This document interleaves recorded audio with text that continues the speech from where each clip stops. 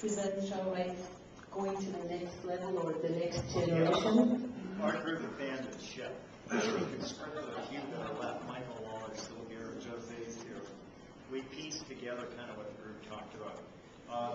I won't mention it in the order, but we had a lot of discussion about after 20 years, do we need to actually consider even rewriting or updating the convention in a way?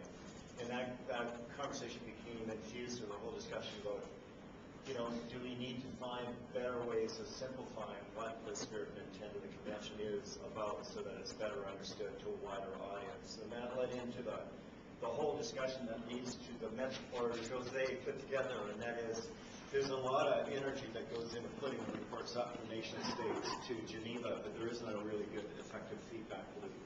And that was kind of embodying the whole discussion of how do we democratize or get a far more inclusive process so that civil society is more engaged with the follow-up that happens, so it isn't just this 5-year reporting cycle that happens with not a lot in between.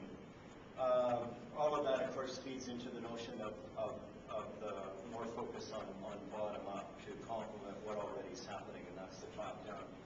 But underlying all of our discussion were the acknowledgement of the two preeminent observations. One is that, as Jim Garbarino said, if you ignore the impact of global warming on children, it's kind of like building a sandcastle with your back to the incoming tide.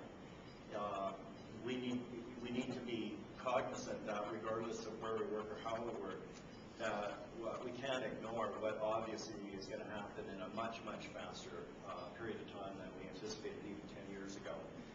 The second thing that we talked a lot about was how technology should be part of our armament and our strategy of how we interact, since there is so obviously a complete division that happens that people of a certain age, of which there are many in this room, including me, that below that age, that the access and the use of technology grows exponentially with the younger the age group, the more integrated technology is infused into their lives. It's changing the whole notion of how people communicate. I mean, we talked about tweeting.